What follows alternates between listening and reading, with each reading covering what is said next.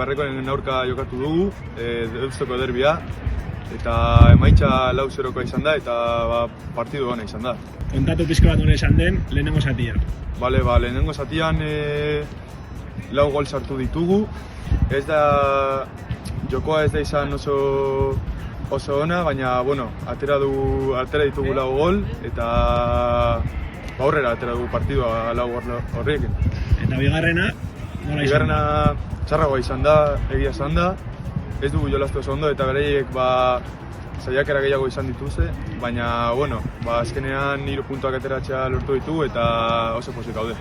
Kaixo, Mikel, kontatu pizka bat zeintzuketan dira partiduaren sentsazioak? Nire ustez jokatu nahiko ondo, sartu ditugu hasieran 2 gol errez, eukin ditugu 2 tiro eta sartu ditugu 2 tiroak, eta gero 3. gola izan da penalti bat, eta bueno, Danik sartu dugu panenka moduan eta izan da gol nahiko polita.